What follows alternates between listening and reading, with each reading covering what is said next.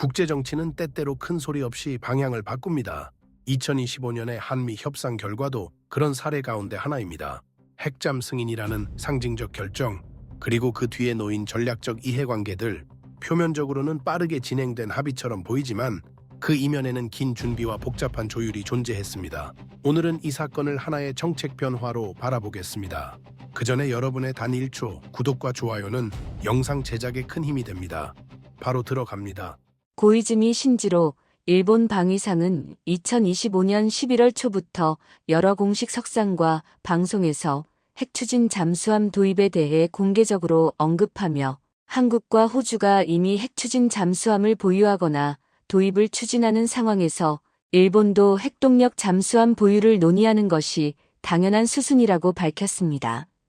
그는 특히 11월 TV 프로그램과 참의원, 예산위원회 등에서 동북아 주변 국가들이 모두 핵잠수함을 갖고 있다고 지적하며 일본 주변 안보 환경의 엄중함을 강조해 핵추진 잠수함 추진 필요성을 간조했습니다.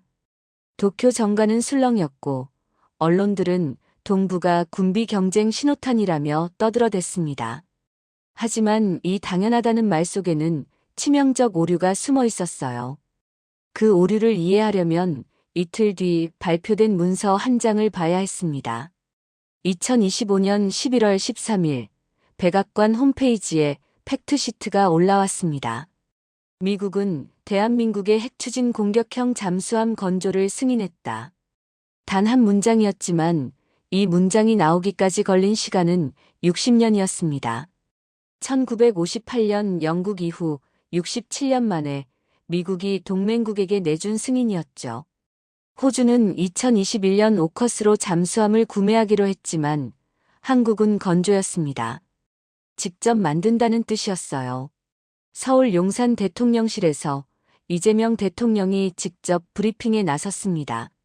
통상 안보실장이 하는 발표였지만 이번엔 대통령이 직접 마이크를 잡았죠. 대한민국의 수십 년 수건이자 한반도 평화 안정을 위한 필수 전략 자산인 핵추진 잠수함 건조를 추진하기로 함께 뜻을 모았습니다. 수십 년 수건. 이 네 글자가 모든 걸 말해주고 있었습니다. 그런데 이상한 점이 있었습니다. 백악관 팩트시트 어디에도 일본은 언급되지 않았어요. 미국 정부는 완벽한 침묵으로 일관했습니다. 국무부도 국방부도 백악관도 아무 말이 없었죠. 이 침묵은 우연이 아니었습니다. 외교에서 침묵은 때로 가장 명확한 답변이니까요. 미국은 한국에게는 공식 문서로 답했고 일본에게는 침묵으로 답한 겁니다. 일본 언론들은 혼란스러워했습니다. 요미우리 신문은 미국, 일본 핵잠 논의의 유보적 반응이라고 보도했고 아사히 신문은 한국 승인이 일본의 자극이라며 애매하게 물을 흐렸죠. 하지만 정작 미국이 일본을 어떻게 보는가에 대한 분석은 빠져 있었습니다. 한국 언론은 달랐어요. 2030년대 중후반 진수 가능. 구체적인 타임라인이었죠. 한겨레는 동북아 군비 경쟁 우려를 제기하면서도 이것이 실현 가능한 계획이라는 전제 아래 논평했습니다. 팩트시트 발표는 원래 정상회담 직후 2, 3일 내 나올 예정이었습니다. 그런데 2주나 지연됐죠. 이재명 대통령은 브리핑에서 그 이유를 설명했습니다. 미국 정부의 입장은 이미 정상회담 때 대체적인 내용이 확정되었다고 하면서도 실제 세부 문구 작성에 있어서는 매우 여러 가지 다른 의견들을 제시해왔습니다. 우리 역시 대한민국의 운명을 좌우할 수 있는 중요한 사안이기 때문에 글자 하나, 쉼표 하나도 소홀히 할 수 없었습니다. 글자 하나, 쉼표 하나. 이 표현 속에 2주간의 밤샘 협상이 압축돼 있었어요. 한미 양국 실무진들은 팩트시트의 모든 단어를 놓고 치열하게 논쟁했던 겁니다. 특히 우라늄 농축, 핵재 처리, 연료 조달 방안 같은 표현들은 미 국무부, 국방부, 에너지부가 모두 개입하는 민감한 사안이었죠. 대통령은 더 솔직한 말을 꺼냈습니다. 우라늄 농축이나 핵 재처리 문제, 핵 추진, 잠수함 문제에 대해 미국 정부 내에서 약간의 조정 과정이 필요했던 것으로 보입니다. 약간의 조정이라는 외교적 표현 뒤에는 격렬한 내부 논쟁이 있었다는 뜻이었습니다. 일본은 어땠을까요? 고이즈미 신지로의 발언은 국회 답변 중 나온 즉흥적 코멘트에 가까웠습니다. 사전에 준비된 문구도 아니었고 정부 부처 간 조율도 없었어요. 자민당과 유신회의 연정 합의문에 차세대 동력 잠수함 보유를 위한 정책 연구라는 문구가 있긴 했지만 이건 구체적 계획이 아니라 검토하겠다는 선언에 불과했죠. 정책 연구. 이 단어가 의미하는 건 명확했습니다. 아직 시작도 안 했다는 거였어요. 한국이 2주간 문구 하나하나를 놓고 싸워서 받아낸 승인과 일본이 국회에서 던진 정책, 연구 사이에는 태평양만큼의 거리가 있었습니다. 더 결정적인 차이는 미국의 반응이었습니다. 한국에 대해서는 백악관이 공식 문서를 발표했지만 일본에 대해서는 아무것도 없었어요. 트럼프 대통령의 SNS에도 국무부 브리핑에도 국방부 성명에도 일본의 논의에 대한 언급은 단 한 줄도 없었습니다. 이 대조가 모든 걸 말해주고 있었습니다. 한국의 승인은 60년 준비의 결과물이었고 일본의 선언은 감정적 반응이었던 겁니다. 백악관 팩트시트의 두 번째 페이지에는 한국이 지불한 대가가 적혀 있었습니다. 한국은 조선 분야 1,500억 달러와 전략적 투자, 2,000억 달러 등 총 3,500억 달러를 대미 투자한다. 3,500억 달러. 우리 돈으로 약 490조 원이었습니다. 한국 정부의 1년 예산이 600조 원 정도니까 거의 1년 예산에 맞먹는 금액을 미국에 쏟아붓는다는 의미였죠. 게다가 이건 시작에 불과했어요. 한국은 국방비를 GDP의 3.5%까지 조속히 증액하고 2030년까지 250억 달러 규모의 미국산 무기를 구매하며 주한미군에 330억 달러의 포괄적 지원을 제공할 계획이다. GDP 3.5%. 2024년 한국의 국방비는 GDP 대비 2.8% 수준이었습니다. 0.7%포인트 인상이 별것 아닌 것처럼 보이지만 한국 경제 규모로 환산하면 연간 15조 원 이상 추가 부담이었어요. 여기에 미국산 무기 250억 달러, 주한미군 지원 330억 달러까지 더하면 어마어마한 액수였죠. 핵잠수함 승인이라는 단 한 줄을 얻기 위해 한국은 이만큼을 내놓은 겁니다. 이재명 대통령은 브리핑에서 이렇게 강조했습니다.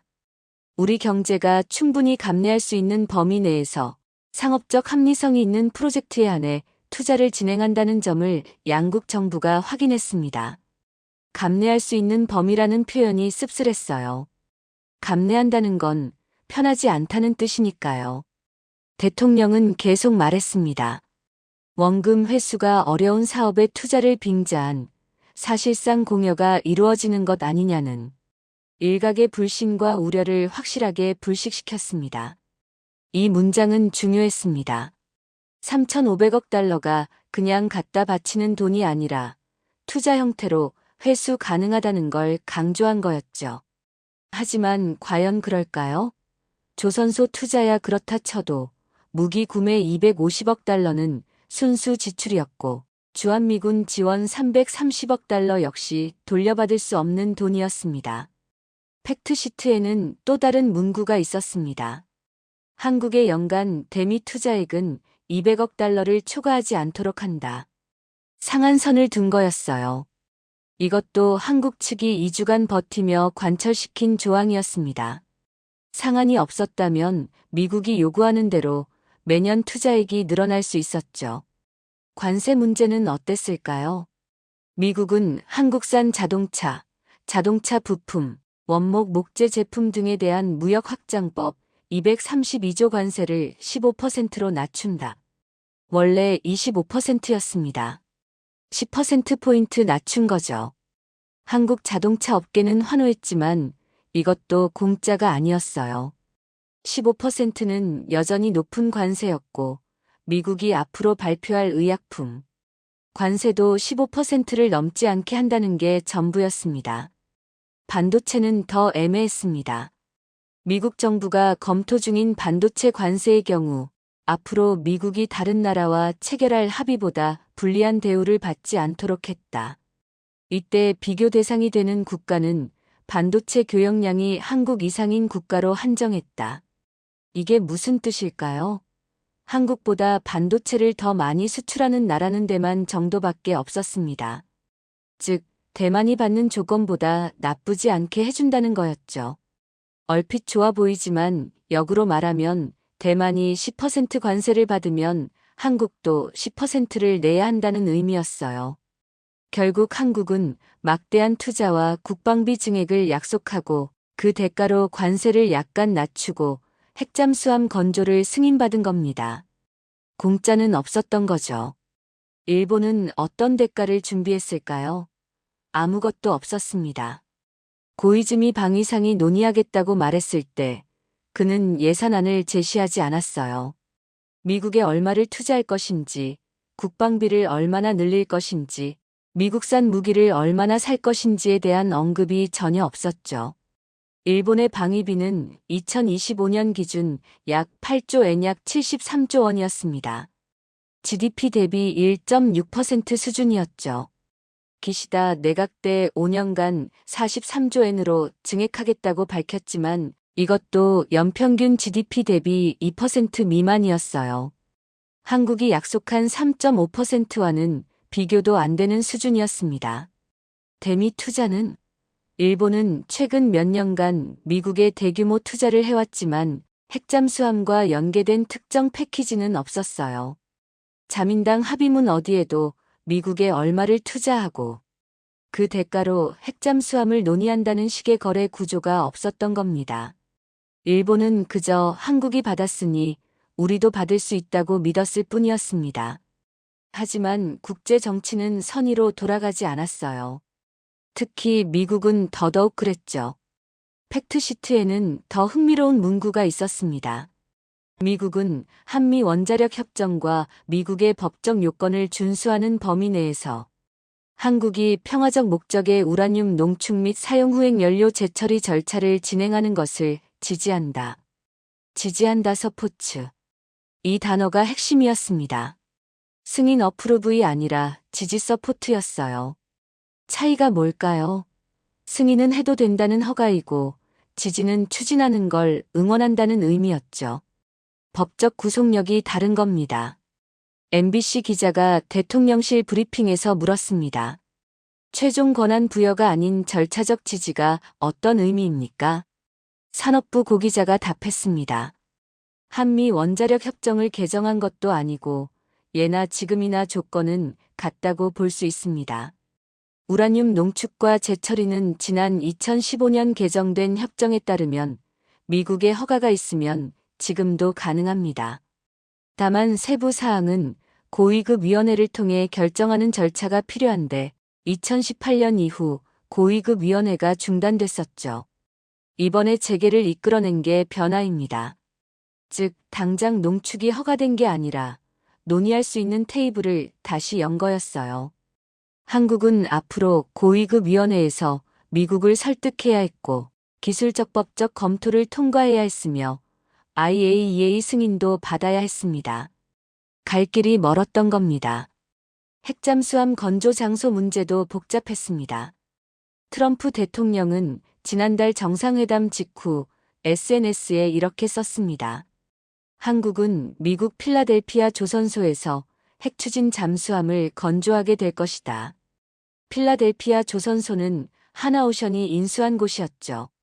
미국 입장에서는 일자리 창출이 되고 한국 입장에서는 미국 땅에서 만들면 기술 이전이 쉬울 수 있었어요.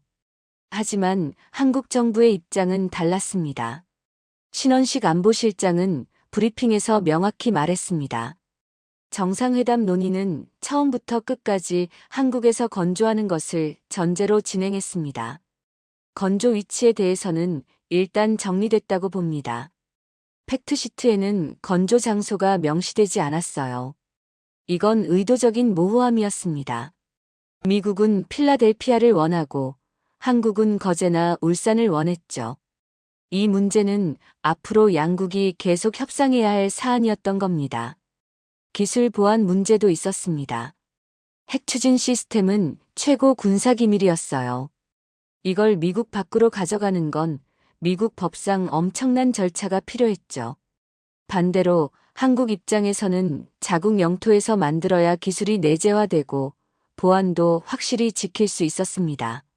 이 모든 복잡함을 일본은 고려하지 않고 있었던 겁니다.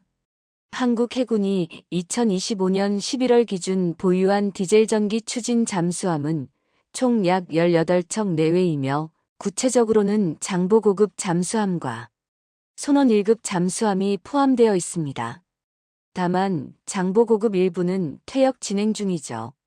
장보고 3급 3,000톤급은 일본함 도산 안창호함이 2021년 실전 배치됐습니다. 2번함 안무함은 2023년, 3번함 신채호함은 2024년 진수했죠. 장보고 3 배치 2 3,600톤급은 현재 건조 중이었습니다. 30년 축적의 결과였습니다. 1992년 독일 HDW사와 기술 협력으로 시작한 209급 장보고급부터 시작해 2000년대 손원 1급은 독일 설계를 기반으로 한국형 전투체계를 통합했죠. 장보고 3는 완전 독자 설계였습니다. 선체부터 무장, 소나 전투관리 시스템까지 모두 한국 기술이었어요. 거제 조선소와 울산 조선소는 이미 3,000톤급 이상 잠수함을 안정적으로 건조할 수 있는 설비를 갖췄습니다. 수중 용접 기술, 티타늄 합금 가공, 고압 선체 제작 능력 모두 세계 최상위권이었죠. 핵 추진 시스템만 들어가면 플랫폼 자체는 준비된 상태였던 겁니다. 일본의 상황은 어땠을까요? 해상자위대는 소류급 12척, 다이게이급 10척 등 총 22척의 디젤 잠수함을 운용 중이었습니다. 기술 수준도 높았어요. 특히 AIP 공기부료 추진 시스템을 독자 개발해 장시간 자막 능력을 확보했죠. 소류급은 스털링 엔진 방식을, 다이게이급은 리튬이온 배터리 방식을 채택했습니다. 하지만 핵 추진은 전혀 다른 영역이었습니다. 일본은 민간 원자력 기술에서는 세계 최고 수준이었지만 군사용 소형 원자로는 한 번도 만들어 본 적이 없었어요. 후쿠시마 원전 사고 이후 원자력 기술 자체에 대한 국민 신뢰도 크게 추락한 상태였죠. 법적 장벽은 더 높았습니다. 일본 헌법 구조는 전쟁 포기, 전력 불보유를 명시하고 있었고 비핵 3원칙은 역대 내각이 고수해온 국시였습니다. 물론 핵 추진 잠수함의 원자로는 핵무기가 아니었지만 일본 국내 정서는 그런 논리적 구분을 쉽게 받아들이지 않았던 겁니다. 2011년 후쿠시마 사고 이후 반핵 정서는 더욱 강화됐습니다. 원전 재가동조차 극심한 반대에 부딪히는 상황에서 군사용 원자로를 탑재한 잠수함을 건조한다? 정치적으로 폭탄이었어요. 한국 전문가들의 평가는 구체적이었습니다. 안규백 국회의원은 국방위원회에서 이렇게 말했습니다.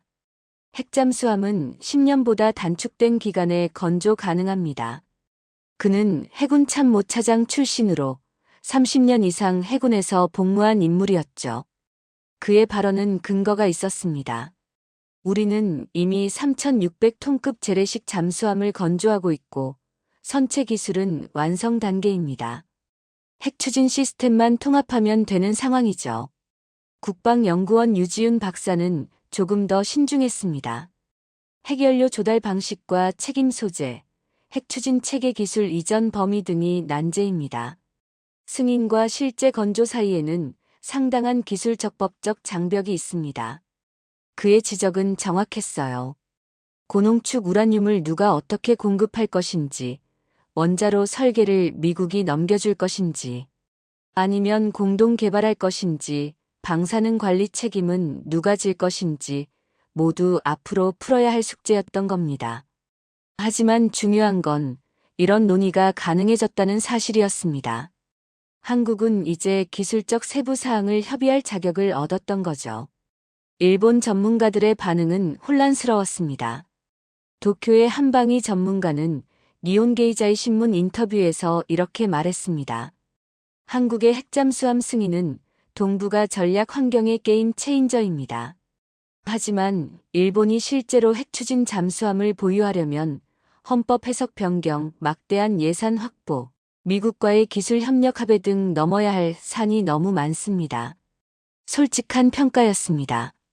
그는 계속 말했어요. 특히 고농축 우라늄 조달 문제는 일본 혼자 해결할 수 없습니다. 미국의 협력이 필수인데 미국이 일본에게도 한국처럼 연료 조달 방안을 지원하겠다는 약속을 한 적이 없습니다. 아사히 신문의 한 칼럼니스트는 더 냉소적이었습니다.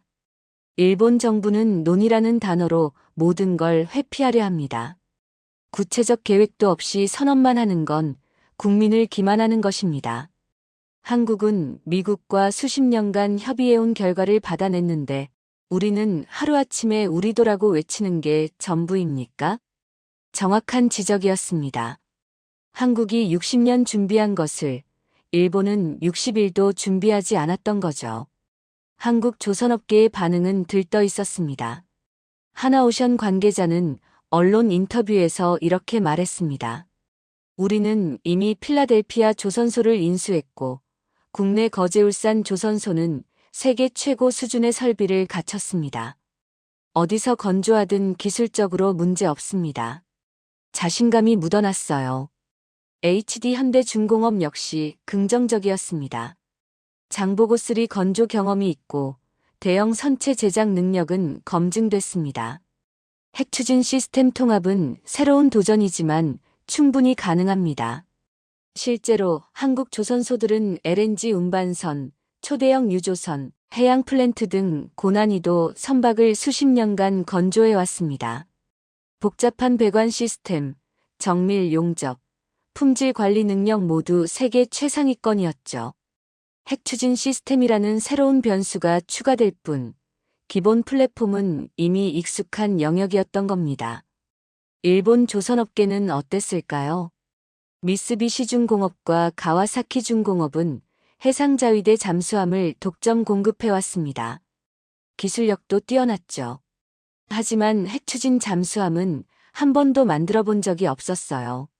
설계 경험도, 건조 노하우도, 안전관리 시스템도 전무했던 겁니다. 더 큰 문제는 수주 물량이었습니다.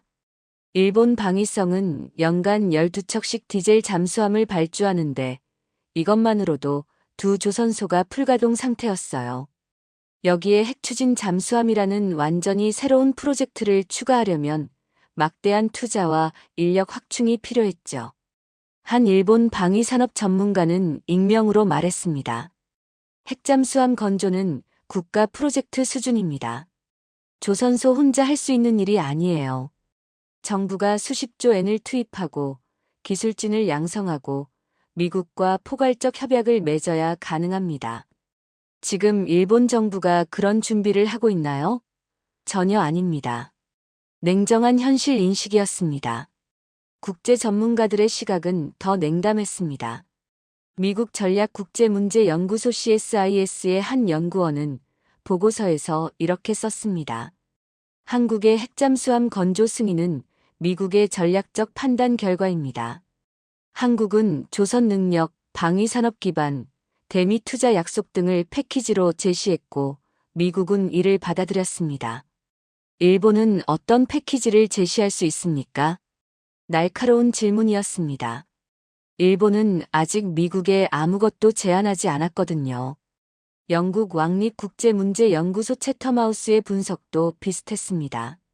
일본의 핵잠수함 논의는 한국 승인에 대한 반사적 반응입니다. 구체적 로드맵도 예산 계획도 미국과의 사전 협의도 없습니다. 이것은 정책이 아니라 희망사항입니다. 정확한 진단이었습니다. 정책과 희망사항의 차이, 그게 한국과 일본의 차이였던 겁니다. 일본 헌법 구조는 1947년부터 존재해 왔습니다. 일본 국민은 정의와 질서를 기조로 하는 국제 평화를 성실히 희구하고 국권의 발동인 전쟁과 무력에 의한 위협 또는 무력의 행사는 국제 분쟁을 해결하는 수단으로서는 영구에 포기한다. 78년간 지켜온 원칙이었습니다. 이 항은 더 명확했죠. 전항의 목적을 달성하기 위해 육해공군 그 밖의 전력은 보유하지 않는다. 전력 불보유. 그래서 일본은 군대 대신 자위대라는 이름을 썼고 항공모함 대신 헬리콥터 호위함이라고 불렀습니다. 핵추진 잠수함은 어디에 속할까요? 명백히 전력이었습니다. 방어용이든 공격용이든 핵추진 잠수함은 전략 자산이었죠. 적 기지 공격 능력을 갖춘 순항 미사일을 탑재하면 더욱 명백했습니다. 이것은 헌법 구조가 금지한 전력의 전형이었던 것이죠. 일본 정부는 지금까지 헌법 해석을 계속 바꿔왔습니다. 1950년대에는 자위대는 전력이 아니다라고 했고 2015년에는 집단적 자위권 행사가 가능하다고 해석을 변경했죠. 하지만 핵추진 잠수함은 차원이 달랐습니다. 아무리 해석을 바꿔도 이건 명백한 공격 전력이었으니까요. 비핵 3원칙은 더 큰 장벽이었습니다. 핵무기를 만들지 않고 보유하지 않고 반입하지 않는다. 1967년 사토 에이사쿠 총리가 천명한 이래 모든 내각이 고수해온 국시였습니다. 사토 총리는 이 원칙으로 1974년 노벨 평화상까지 받았죠. 핵추진 잠수함의 원자로는 핵무기가 아니었습니다. 논리적으로는 비핵 3원칙과 무관했어요. 하지만 일본 국민은 그렇게 생각하지 않았습니다. 핵이라는 단어만 나와도 거부 반응이 일었죠. 2011년 후쿠시마 제1원전 사고가 모든 것을 바꿔놓았습니다. 방사능 누출로 16만 명이 피난했고 제염 작업은 10년이 넘도록 계속됐죠. 일본 국민의 원자력에 대한 신뢰는 바닥으로 떨어졌습니다. 사고 이후 54기의 원전 중 대부분이 가동 중단됐고 재가동할 때마다 극심한 반대 시위가 벌어졌어요. 민간 원전 재가동도 이렇게 어려운데 군사용 원자로를 잠수함에 탑재한다? 정치적 자살 행위였습니다. 여론조사에서 원전 재가동 찬성률은 30% 안팎이었고 핵추진 잠수함에 대해서는 조사조차 제대로 이뤄지지 않았죠. 물어볼 필요도 없이 반대가 압도적일 게 뻔했으니까요. 기술적 장벽도 있었습니다. 일본은 민간 원자력 기술에서 세계 최고 수준이었습니다. 도시바 히타치, 미쓰비시 중공업은 수십 년간 원전을 건설해왔죠. 하지만 군사용 소형 원자로는 완전히 다른 영역이었습니다.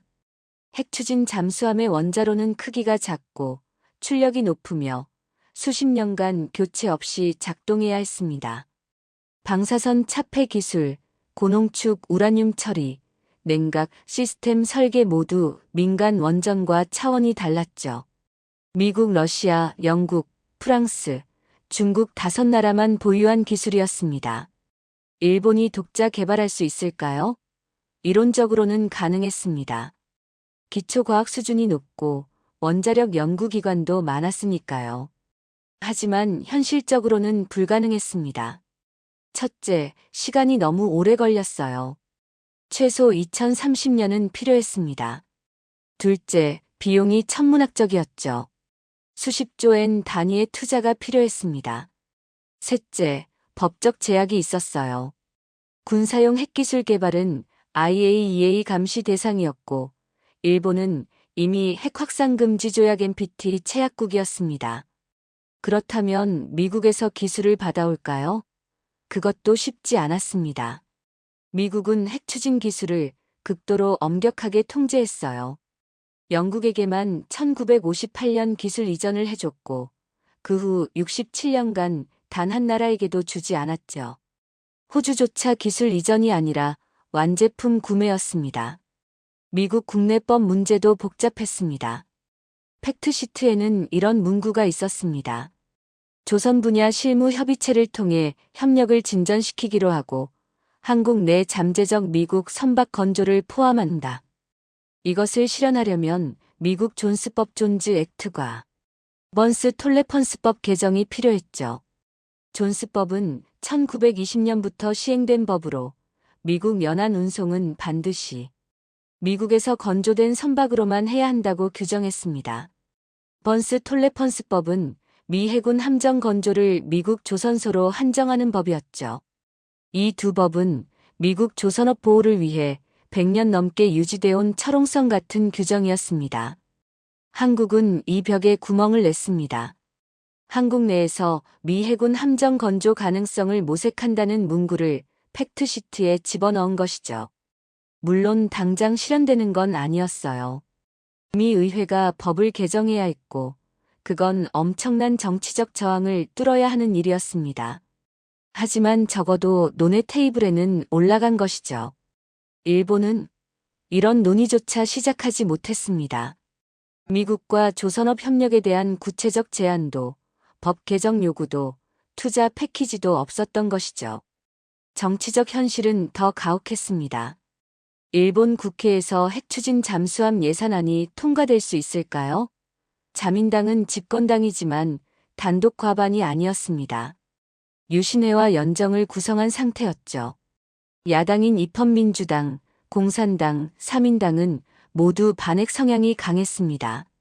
핵추진 잠수함 한 척 건조 비용은 최소 5천억 엔 약 4조 5천억 원으로 추산됐습니다. 연구개발비까지 포함하면 수조 엔이 필요했죠. 이 예산을 국회에서 통과시키려면 야당 설득이 필수였는데 반핵 야당을 어떻게 설득한단 말일까요? 여론도 문제였습니다. 일본 국민은 방위비 증액 자체에도 민감했어요. 기시다 내각이 5년간 43조 엔을 발표했을 때도 반발이 컸습니다. 여기에 핵추진 잠수함까지 추가한다? 정치적으로 감당하기 어려운 부담이었죠. 한국은 달랐습니다. 국회가 여소야되었지만 안보 현안에서는 초당적 협력이 가능했어요. 북한 위협이라는 명확한 적이 있었고 국민도 국방비 증액의 필요성을 어느 정도 공감했죠. 물론 반대 여론도 있었지만 일본처럼 핵이라는 단어만으로 알레르기 반응을 보이지는 않았습니다. 나카타니 방위상은 이 모든 장벽을 고려했을까요? 아니었습니다. 그는 국회에서 논의가 당연하다고 말했지만 헌법 개정안도 예산 계획도 여론 설득 전략도 제시하지 않았어요. 자민당 내부에서조차 구체적 논의가 없었던 것이죠. 유신회와의 연정 합의문에 적힌 정책 연구는 말 그대로 연구, 즉 검토하겠다는 선언에 불과했습니다. 일본 언론들도 혼란스러워했습니다. 산케이 신문은 필요하다고 주장했고 아사히 신문은 위험하다고 반대했으며 마이니치 신문은 현실적이지 않다고 냉소했죠. 합의된 방향이 없었던 겁니다. 반면 한국은 방향이 명확했습니다. 찬반은 갈렸지만 이것이 실현 가능한 계획이라는 전제는 공유됐어요. 논쟁의 초점은 할 것인가 말 것인가가 아니라 어떻게 안전하게 추진할 것인가였죠. 일본은 출발선조차 찾지 못한 상태였습니다. 헌법이라는 벽, 비핵 3원칙이라는 벽, 후쿠시마 트라우마라는 벽, 미국 법이라는 벽, 예산이라는 벽. 모든 방향이 막혀 있었던 것이죠. 미국은 왜 한국에게만 승인했을까요? 이 질문의 답은 워싱턴의 전략 지도에 있었습니다. 2025년 미국 국방부가 발표한 인도태평양 전략 보고서에는 핵심 문구가 있었습니다. 중국의 해군력 증강에 대응하기 위해 동맹국의 해양 전력 강화가 필수적이다. 특히 제1도련선 방어가 중요했죠. 일본 열도에서 오키나와, 타이완, 필리핀으로 이어지는 이 선이 중국 해군을 봉쇄하는 첫 번째 방어선이었습니다. 한국은 어디에 위치했을까요? 서해와 동해를 장악하는 지점이었습니다. 한국의 핵추진 잠수함이 동해에 배치되면 중국 해군의 태평양 진출을 견제할 수 있었고 서해에 있으면 중국 북해함대를 직접 압박할 수 있었죠. 지리적으로 완벽한 위치였습니다. 반면 일본은 이미 충분했습니다. 해상자위대는 22척의 잠수함과 4개 호위대군을 보유했고 미 제7함대가 요코스카에 주둔했죠. 일본 열도 자체가 거대한 항공모함처럼 기능했습니다. 미국 입장에서 일본의 핵잠수함까지 더 줄 이유가 없었던 것이죠. 경제적 계산도 명확했습니다. 한국이 약속한 조선 투자 1,500억 달러는 단순한 돈이 아니었습니다. 미국 조선업 부활 프로젝트였죠. 2025년 미국 상업용 조선소는 사실상 붕괴 상태였어요. 필라델피아 조선소가 파산 직전이었고 걸프만 조선소들도 경쟁력을 잃은 지 오래였습니다. 하나오션의 필라델피아 조선소 인수는 미국에게 희소식이었습니다. 일자리가 돌아왔고 기술이 들어왔고 투자가 시작됐죠. 트럼프 대통령이 위대한 미국 제조업의 부활을 외칠 때 한국 돈이 그걸 가능하게 만들고 있었던 겁니다. 전략 투자 2천억 달러는 더 넓은 범위였습니다. 반도체, AI, 원전, 방산. 미국이 중국과 경쟁하는 핵심 분야에 한국 기업들이 대규모로 투자한다는 약속이었어요. 삼성전자는 텍사스의 반도체 공장을, SK하이닉스는 인디애나의 패키징 시설을, 한국전력은 원전 수출을 추진했죠. 일본은 어떤 패키지를 제시했을까요? 구체적인 게 없었습니다. 일본 기업들도 미국에 투자하고 있었지만 핵잠수함과 연계된 특별한 제안은 없었어요. 나카타니 방위상이 논의하겠다고 말했을 때 그 뒤에 따라올 투자 계획도 기술 협력안도 경제 협력 패키지도 없었던 겁니다. 무기 구매도 중요한 변수였습니다. 한국은 2030년까지 미국산 무기 250억 달러를 구매하기로 약속했습니다. F-35 전투기, 패트리어트 미사일, 아파치 헬기, 이지스 시스템. 미국 방산업체들이 환호할 만한 규모였죠. 로키드 마틴, 보잉, 레이시온 같은 기업들에게는 거대한 시장이 열리는 것이었습니다. 주한미군 지원 330억 달러도 빼놓을 수 없었습니다. 기지 운영비, 시설 유지비, 한미연합훈련 비용. 한국이 이 부담을 더 많이 떠안겠다고 한 것이죠. 미 의회 입장에서는 납세자 부담이 줄어드는 좋은 거래였습니다. 일본의 방위 분담금은 어땠을까요? 주일미군 비용의 상당 부분을 일본이 부담하고 있긴 했습니다. 하지만 한국처럼 핵잠수함 승인의 대가로 추가 패키지를 제시하지는 않았어요. 미국 입장에서 일본은 이미 주고 있는 것이고 한국은 새롭게 더 주겠다는 것이었죠. 중국 변수가 결정적이었습니다. 2025년 중국 해군은 핵잠수함 12척, 재래식 잠수함 50척 이상을 보유했습니다. 항공모함 3척, 55형 구축함 8척. 서태평양에서 미 해군에 도전할 수 있는 수준까지 성장했죠. 미국은 이 증강 속도에 위기감을 느꼈습니다. 한국에 핵잠수함이 배치되면 어떻게 될까요? 중국은 동해와 서해에서 동시에 압박을 받게 됩니다. 특히 서해 봉쇄 능력이 생기는 건 중국에게 악몽이었어요. 칭다오와 리순의 북해함대가 출항하자마자 한국 핵잠수함의 감시를 받게 되니까요. 대만 유사시 시나리오도 바뀝니다. 중국이 대만을 공격하면 한국 핵잠수함이 중국 동부 해역을 위협할 수 있었죠. 미국은 대만 방어에서 한국의 전략적 가치를 재평가했던 겁니다. 일본의 역할은 이미 확정돼 있었습니다. 오키나와 기지, 요코스카 항구, 미사와 공군기지. 일본은 미군의 전진 배치 기지로 기능했고 그걸로 충분했어요. 일본의 핵잠수함을 더 줄 필요가 없었던 것이죠. 오커스 모델과의 비교도 흥미로웠습니다. 호주는 2021년 오커스를 통해 핵잠수함을 확보하기로 했지만 방식은 한국과 달랐습니다. 호주는 미국 버지니아급 잠수함 35척을 구매하고 이후 영국과 공동 설계한 SSN 오커스를 영국 조선소에서 건조받기로 했죠. 호주가 직접 만드는 게 아니었던 겁니다. 왜 이런 차이가 생겼을까요? 호주는 조선 기술이 없었습니다.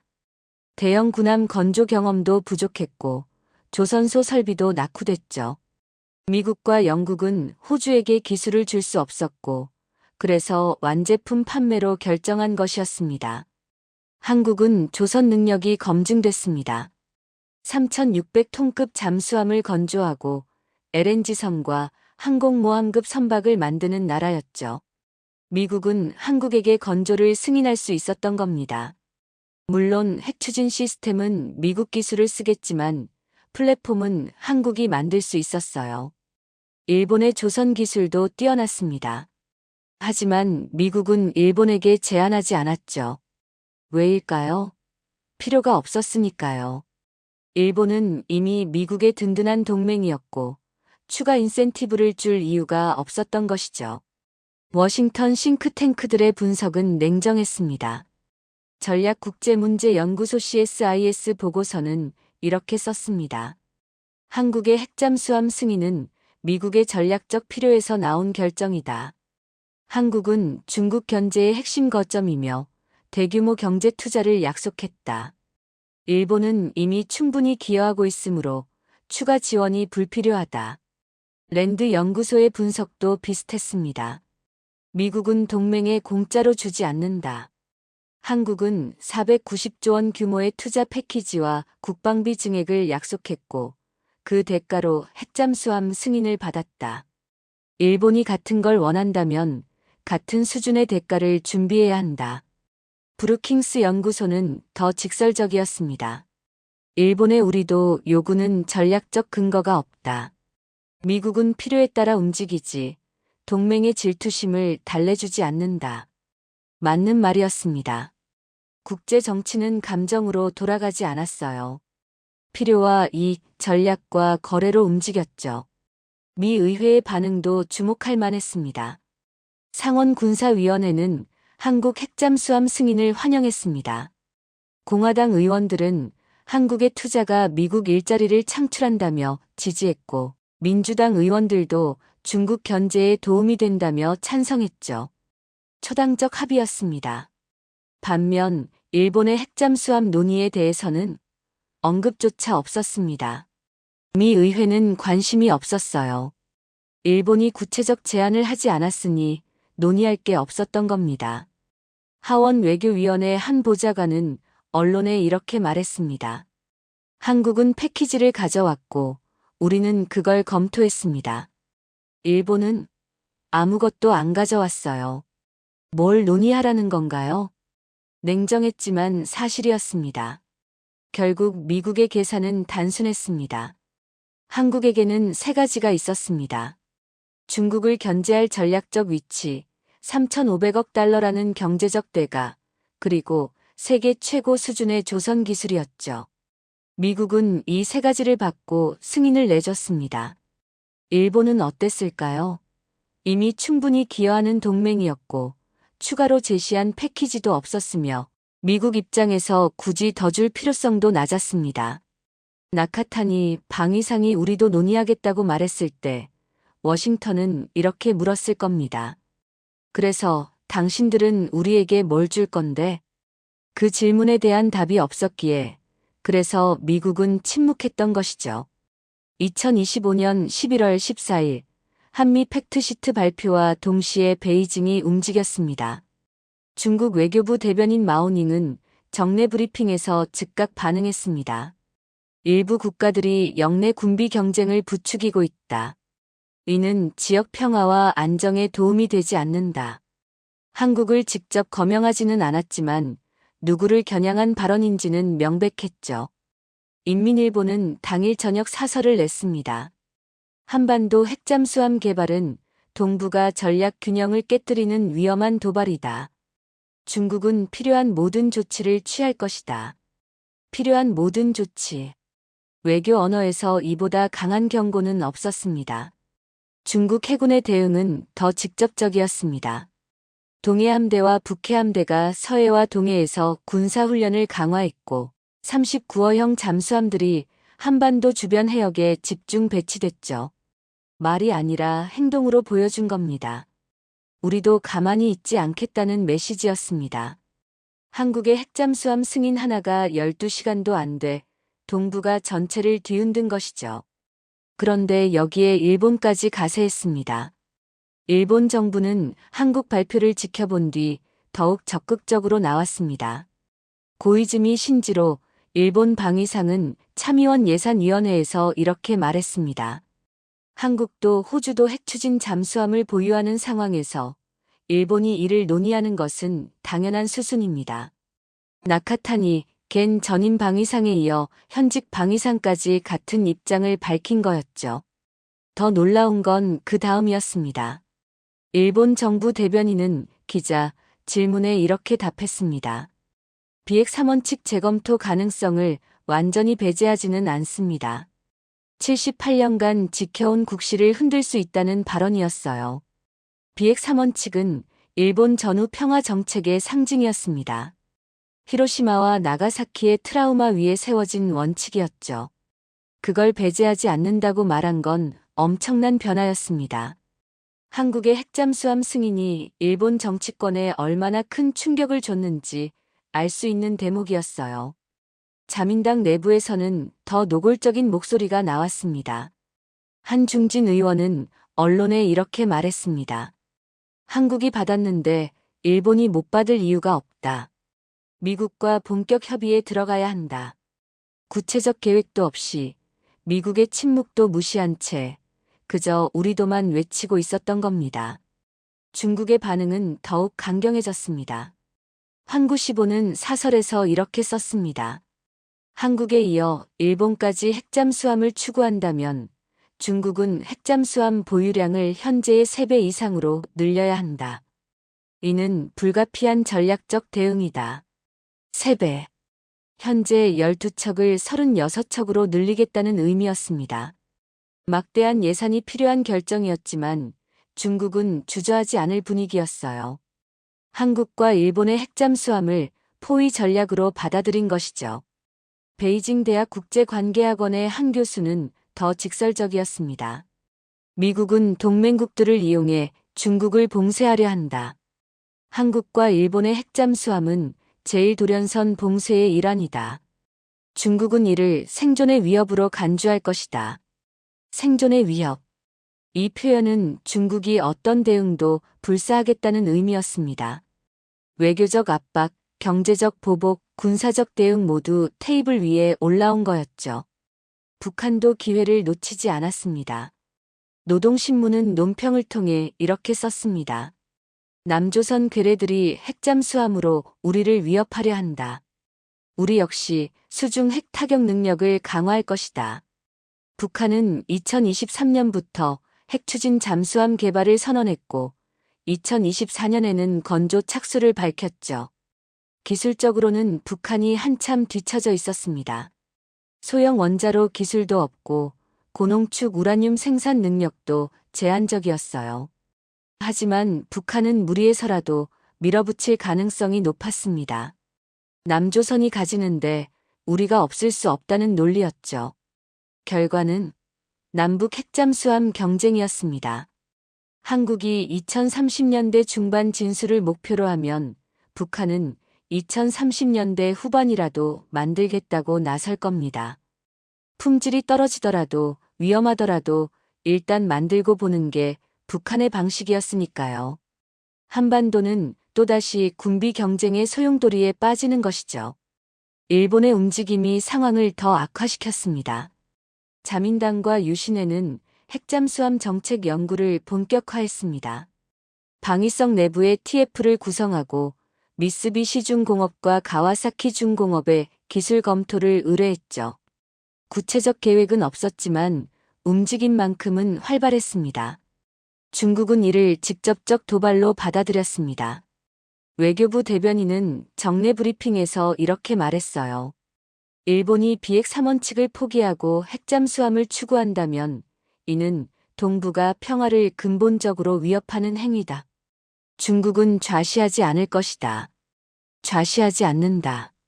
이것도 강한 경고였습니다. 중국은 일본의 재무장을 역사적 트라우마로 갖고 있었어요. 19만 3040년대 일본 제국주의의 침략을 잊지 않았죠. 일본이 핵추진 잠수함까지 갖는다? 중국 입장에서는 악몽의 재현이었습니다. 한국의 핵잠수함은 중국을 자극했지만 일본의 핵잠수함은 중국을 분노하게 만들었던 겁니다. 역사적 맥락이 달랐기 때문이죠. 군비 경쟁의 악순환이 시작됐습니다. 한국이 핵잠수함 3척을 계획하면 일본은 5척을 얘기하고 중국은 36척으로 대응하겠다고 나섰습니다. 북한도 기를 쓰고 12척이라도 만들려 할 거였죠. 동북아 4개국이 핵잠수함 경쟁에 뛰어드는 겁니다. 경제적 부담은 엄청났습니다. 핵잠수함 한 척에 최소 5조 원, 한국 3척에 15조 원, 일본 5척에 25조 원, 중국 추가 24척에 120조 원, 북한 2척에 10조 원 품질 저하 감안. 합치면 170조 원이 핵잠수함에만 투입되는 것이죠. 여기에 운영비, 기지 건설비, 지원 함정, 승무원 훈련 비용까지 더하면 300조 원을 넘습니다. 동북아 4개국이 300조 원을 바닷속에 집어넣는 겁니다. 이 돈으로 뭘 할 수 있었을까요? 한국은 청년 실업 문제를 해결하고, 일본은 저출산 대책에 쓰고, 중국은 농촌 빈곤을 없애고, 북한은 주민들을 먹일 수 있었습니다. 하지만 그 돈은 모두 잠수함으로 사라질 겁니다. 동북아 긴장은 다른 방식으로도 표출됐습니다. 중국은 한국에 대한 경제 압박 카드를 꺼내들었습니다. 2017년 사드 배치 때처럼 관광 제한, 한류 콘텐츠 규제, 수입 통관 지연 같은 조치들이 가능했죠.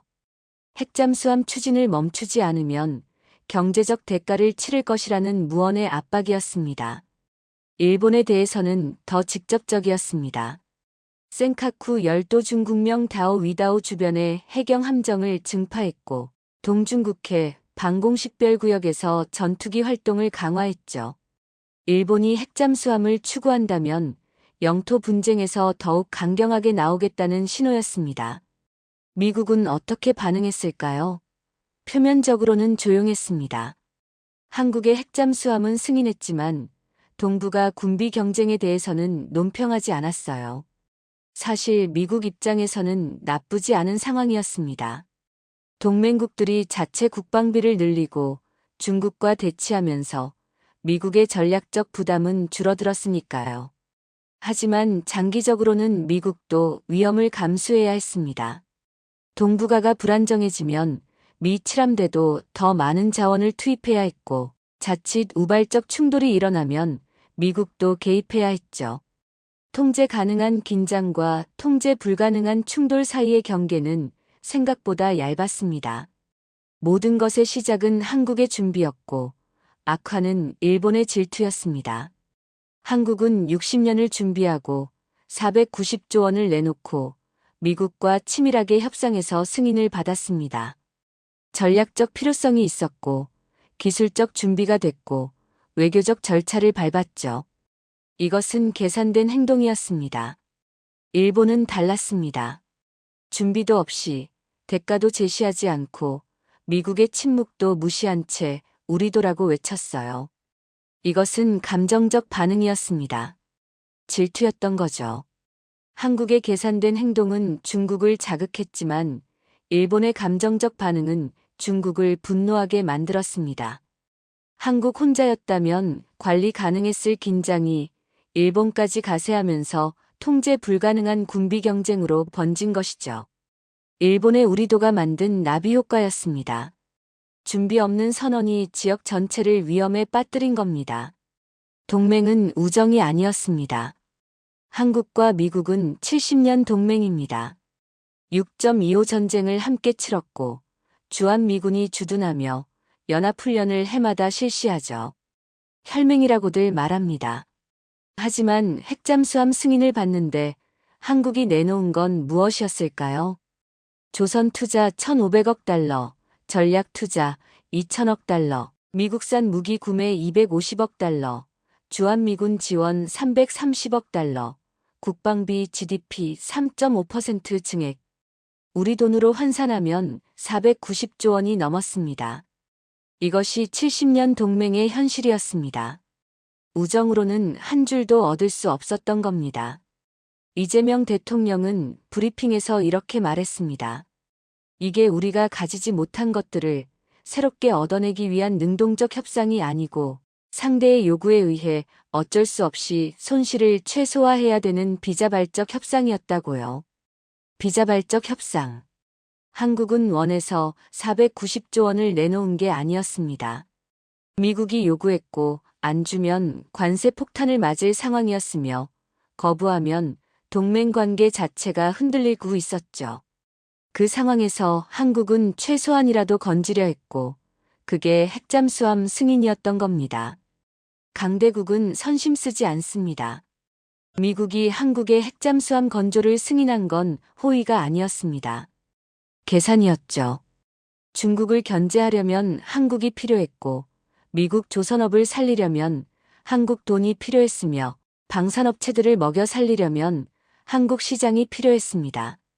필요와 이익. 이 두 단어가 국제 정치의 전부였습니다. 미국은 한국이 필요했고 한국은 미국 승인이 필요했죠. 거래가 성립했고 계약서에 사인했으며 각자 받을 걸 받았습니다. 감정은 없었어요. 일본은 이 원리를 이해하지 못했습니다. 한국이 받았으니 우리도 받을 수 있다고 생각했죠. 하지만 일본은 미국에 아무것도 제시하지 않았습니다. 추가 투자 패키지도 무기 구매 약속도 새로운 전략적 가치도 없었어요. 미국 입장에서 일본은 이미 충분히 기여하는 동맹이었습니다. 오키나와 기지 제공, 주일 미군 비용 분담, 미일 군사 협력. 일본은 이미 주고 있었죠. 추가로 더 줄 이유가 없었던 겁니다. 그래서 미국은 침묵했습니다. 우리도라는 일본의 외침에 답하지 않았어요. 답할 필요가 없었으니까요. 버티는 것이 유일한 무기였습니다. 이재명 대통령은 기자회견에서 가장 솔직한 말을 했습니다. 우리가 가진 유일한 힘은 버티는 겁니다. 버티기. 화려하지 않고 극적이지도 않으며 영웅적이지도 않은 전략이었습니다.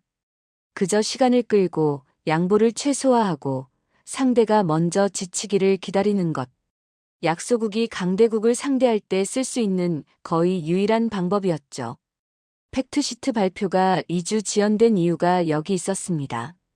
한국은 글자 하나, 쉼표 하나를 놓고 버텼어요. 연료 조달 방안을 포함해라는 문구를 넣기 위해, 연간 투자 상한 200억 달러라는 조항을 끼워 넣기 위해, 한국 내 미 해군 함정, 건조 가능성이라는 한 줄을 집어넣기 위해 버텼던 겁니다. 미국도 버텼습니다. 우라늄 농축 승인이 아니라 절차 지지로 낮추려 했고, 건조 장소를 명시하지 않으려 했으며, 기술 이전 대신 긴밀한 협력이라는 애매한 표현을 고집했죠. 2주간의 밤샘 협상은 이렇게 단어 하나하나를 놓고 벌어진 버티기 게임이었습니다. 결국 양측 다 조금씩 양보했고, 그 결과가 팩트시트였던 거예요. 대통령은 이어서 말했습니다. 정말로 어려웠던 것은 국내에서 빨리 합의해라, 빨리. 하지 못하는 게 무능한 거다. 상대방의 요구를 빨리빨리 들어줘라는 취지의 압박을 내부에서 가하는 상황들이었다고요. 외교 협상에서 가장 위험한 건 내부의 조급함이었습니다. 왜 이렇게 오래 걸리냐, 빨리 타결해라, 이러다 결렬되는 것 아니냐는 압박. 이런 목소리가 나오면 상대는 더 강하게 밀어붙입니다. 조급한 쪽이 먼저 양보하니까요. 한국 정치권 일각에서는 실제로 그런 목소리가 나왔습니다. 2주나 걸리는 건 정부 무능이다. 미국 요구를 빨리 수용해라. 관세 폭탄 맞기 전에 합의해라는 압박이었죠. 야당뿐 아니라 여당 일부에서도 나왔습니다. 대통령은 이렇게 말했습니다.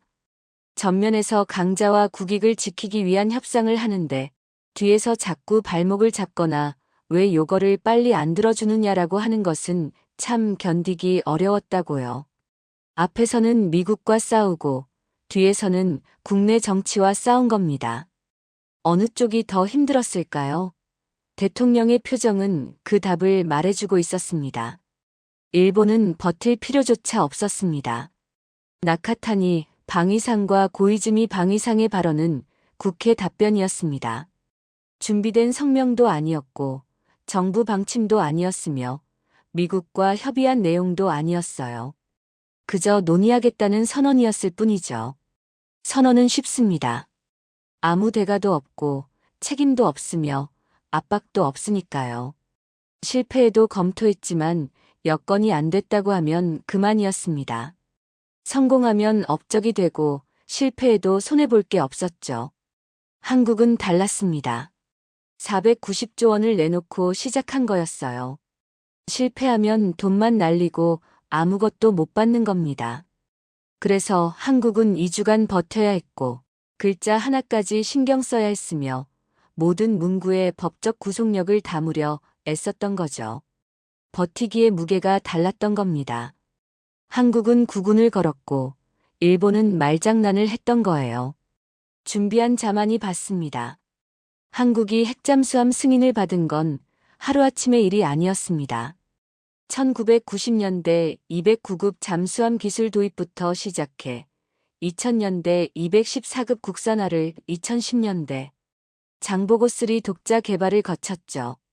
30년간 기술을 축적했습니다. 외교적으로도 준비했습니다. 2015년 한미 원자력 협정 개정으로 우라늄 농축 논의의 틀을 만들었고 고위급 위원회 채널을 확보했으며 2021년부터 본격적으로 핵잠수함 승인 협상을 시작했죠. 4년간 치밀하게 준비한 겁니다. 경제적으로도 준비했습니다. 하나오션의 필라델피아 조선소 인수, 미국 내 반도체 원전 투자 확대, 방산 수출 증대. 이 모든 게 미국과의 협상 카드가 됐어요. 60년 꿈, 30년 기술, 4년 외교, 490조 원 투자. 이것이 한국이 준비한 것이었습니다. 그래서 받았죠. 일본은 뭘 준비했을까요? 국회 답변 하나, 정책 연구 선언, 비핵 3원칙 재검토 언급. 준비가 아니라 즉흥이었습니다. 그래서 아무것도 못 받았어요. 국제 정치는 냉정했습니다. 준비한 만큼만 줬고 외친 만큼은 안 줬으며 필요한 자에게만 줬죠. 결국 이 모든 사건이 보여준 진실은 하나였습니다. 약소국에게 동맹은 보험이 아니라 계약이었습니다. 받으려면 줘야 했고, 얻으려면 버텨야 했으며, 성취하려면 준비해야 했죠. 우정이나 의리, 역사나 상징, 선언이나 희망은 아무 쓸모가 없었습니다. 한국은 이 냉혹한 진실을 받아들였습니다. 490조 원을 내놓고 2주간 버티고 60년 준비한 걸 증명했죠. 그래서 한 주를 받았어요.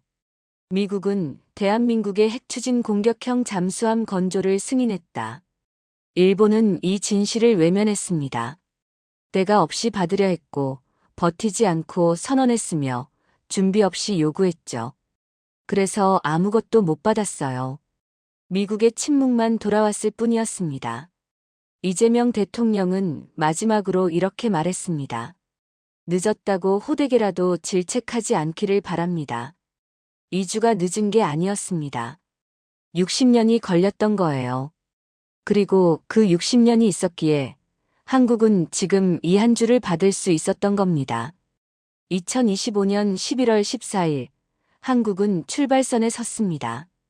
백악관 팩트시트는 명확했습니다. 미국은 대한민국의 핵추진 공격형 잠수함 건조를 승인했다. 이 한 문장으로 한국은 60년 수건을 현실로 만들 자격을 얻었죠. 국방부는 2030년대 중후반 진수 가능이라고 밝혔고 안규백 의원은 10년보다 단축 가능하다고 말했습니다. 한국 조선소들은 이미 준비됐습니다. 하나오션은 필라델피아 조선소를 인수했고 거제와 울산에는 3,600톤급 잠수함을 건조할 수 있는 설비가 갖춰져 있었어요. 장보고3 배치2 건조 경험이 있었고 대형 선체 제작 기술은 세계 최고 수준이었죠. 핵추진 시스템만 통합하면 되는 상황이었습니다. 미국은 연료 조달 방안을 포함해 긴밀히 협력할 것이라고 명시했고 한미 고위급 위원회가 재개됐으며 기술 협력 채널이 열렸죠. 길은 험하겠지만 적어도 길은 보였던 겁니다. 한국은 더 이상 꿈꾸는 나라가 아니었습니다. 실행하는 나라였던 거죠. 일본은 여전히 출발선을 찾고 있었습니다. 나카타니, 겐과 고이즈미 신지로의 발언은 있었습니다. 논의가 당연하다. 일본도 보유해야 한다는 선언이었죠. 자민당과 유신회의 연정 합의문에는 정책 연구와 기술 검토가 명시됐습니다. 하지만 구체적인 건 아무것도 없었습니다. 예산안도, 기술 로드맵도, 미국과의 협의 내용도, 건조 일정도 없었어요. 헌법 구조를 어떻게 넘을 것인지, 비핵 3원칙을 어떻게 해결할 것인지, 후쿠시마 트라우마를 어떻게 설득할 것인지에 대한 답도 없었죠. 무엇보다 미국의 반응이 없었습니다. 백악관 성명도, 국방부 브리핑도, 국무부 논평도 없었어요. 일본이 아무리 외쳐도 워싱턴은 침묵으로 일관했던 겁니다. 일본은 선언만 했을 뿐 아무것도 시작하지 못한 상태였습니다. 출발선이 어디인지조차 모르고 있었던 거죠. 두 나라의 차이는 명백했습니다. 한국에게는 60년 꿈이 있었고 30년 기술이 있었으며 4년 외교가 있었고 490조 원 투자가 있었습니다. 그 모든 것이 2025년 11월 14일 한 줄의 승인으로 결실을 맺었죠. 일본에게는 2025년 11월 선언이 있었고 정책 연구 약속이 있었으며 우리도라는 외침이 있었습니다. 그게 전부였어요. 준비는 없었고 대가도 없었으며 미국의 동의도 없었죠. 한국은 이미 설계 단계로 들어갈 수 있는 상태였지만 일본은 여전히 검토하겠다는 말만 반복하고 있었습니다. 한국은 조선소를 가동할 준비를 하고 있었지만 일본은 보고서를 작성하고 있었죠. 이것이 준비와 선언의 차이였습니다. 실체와 허상의 차이였고 현실과 희망의 차이였던 거예요. 국제 정치에 냉혹한 진실이 드러났던 겁니다. 우리도라는 말은 통하지 않았습니다. 한국이 받았다고 일본도 받을 수 있는 게 아니었어요. 국제 정치는 질투가 아니라 거래로 움직였고 감정이 아니라 이익으로 작동했으며 선언이 아니라 준비로 성취됐죠. 한국은 그 원리를 일찍 깨달았습니다. 1990년대부터 준비를 시작했고 2000년대에 기술을 쌓았으며 2010년대에 외교 채널을 만들었고 2020년대에 대가를 제시했죠. 그래서 받았던 겁니다. 일본은 그 원리를 외면했습니다. 준비 없이 요구했고 대가 없이 기대했으며 협상 없이 선언했어요. 그래서 아무것도 얻지 못했던 것이죠. 어거지는 아무것도 만들지 못했습니다. 오직 준비만이 현실을 바꿨던 거예요. 2025년 11월이 남긴 교훈은 분명했습니다. 동맹은 우정이 아니라 계약이었습니다. 70년 혈맹도 공짜로는 한 줄 못 받았고 490조 원을 내놓고서야 승인 한 줄을 얻었죠. 미국은 필요해서 줬고 한국은 준비됐기에 받았으며 일본은 준비 안 됐기에 못 받았던 겁니다. 약소국이 강대국을 상대하는 법도 배웠습니다. 버티는 것. 이재명 대통령이 말한 유일한 힘이었죠.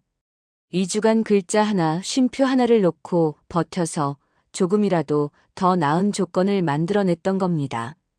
화려하지 않았지만 효과적이었어요. 준비의 무게도 깨달았습니다. 60년이 걸렸지만 그 60년이 있었기에 가능했던 것이죠. 하루아침에 외쳐서 되는 일이 아니었고 질투심만으로 얻어지는 게 아니었으며 선언만으로 이뤄지는 것도 아니었습니다. 한국은 이제 앞으로 나아갈 것입니다. 기술적 난관이 있을 겁니다. 핵추진 시스템 통합, 방사선 차폐, 고농축 우라늄 조달, 안전관리 체계 구축. 하나하나가 산이었죠. 하지만 한국은 이미 산을 넘는 법을 배웠습니다. 209급에서 214급으로, 214급에서 장보고 3로 진화하면서 수많은 기술적 장벽을 넘어왔으니까요. 외교적 과제도 남았습니다. 중국의 반발, 북한의 자극, 영내 군비 경쟁 완화. 쉽지 않은 숙제들이었어요. 하지만 한국은 이미 균형을 잡는 법을 알고 있었습니다. 미국과의 동맹을 유지하면서도 중국과의 관계를 관리해온 경험이 있었죠. 경제적 부담도 있을 겁니다. 490조 원은 결코 가벼운 액수가 아니었어요. 하지만 한국은 그 대가를 치르기로 결정했고 그 대가로 60년 수건을 손에 넣었던 겁니다. 한국은 준비했고 버텼고 지불했습니다. 그래서 받았던 거죠. 일본은 여전히 제자리에 있을 것입니다. 논의 중, 검토 중, 연구 중이라는 말만 반복하면서 시간을 보낼 거예요. 헌법 문제를 논하고 예산을 검토하고 여론을 살피면서 결론은 내리지 못할 것이죠. 미국이 먼저 제안하기를 기다릴지도 모릅니다. 한국에 줬으니까 일본에도 줘야 하지 않느냐고 넌지시 압박하면서요. 하지만 미국은 움직이지 않을 겁니다. 필요가 없으니까요. 결국 일본의 우리 돈은 선언으로만 남을 것입니다. 국회 회의록 속의 문장, 정책 보고서 안에 단락, 언론 기사의 헤드라인. 실체는 없고 기록만 남는 거죠. 어거지의 종착지는 언제나 허무했습니다. 이것이 2025년 11월이 우리에게 남긴 이야기입니다. 한국의 60년 준비와 일본의 즉흥 선언. 한국의 490조 원 대가와 일본의 빈손. 한국의 백악관 승인과 일본의 워싱턴 침묵. 한국의 출발과 일본의 제자리. 역사는 이렇게 기록할 것입니다. 2025년 한국은 핵추진 잠수함 건조를 승인받았다. 일본은 논의하겠다고 선언했다. 한국은 준비됐고 일본은 외쳤다. 한국은 시작했고 일본은 멈췄다. 그리고 덧붙일 겁니다. 어거지는 아무것도 만들지 못했다. 오직 준비만이 현실을 바꿨다. 국제 정치의 냉혹한 진실은 변하지 않았던 거죠. 준비한 자만이 받고 버틴 자만이 지키며 대가를 낸 자만이 얻는다는 것. 그 진실 앞에서 한국은 준비했고 일본은 외쳤으며 결과는 명백했던 겁니다. 2025년 11월 세계는 두 가지 접근을 목격했습니다. 하나는 60년 준비하고 490조 원을 내놓아 승인을 받은 한국이었고 다른 하나는 아무 준비 없이 우리도라고 외친 일본이었죠. 국제 정치는 질투로 움직이지 않습니다. 거래로 움직입니다. 감정으로 얻어지지 않습니다. 준비로 얻어집니다. 선언으로 바뀌지 않습니다.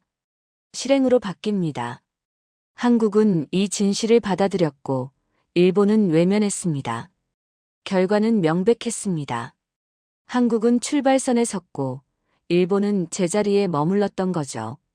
어거지는 아무것도 만들지 못합니다.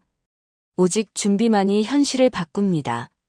이것이 2025년 11월이 우리에게 남긴 교훈입니다. 여러분은 어떻게 생각하십니까? 일본의 핵잠수함 10년 뒤에도 여전히 검토 중일까요? 아니면 실제로 만들어질까요? 댓글로 의견 남겨주시고 이런 심층 분석이 도움이 됐다면 구독과 좋아요 부탁드립니다.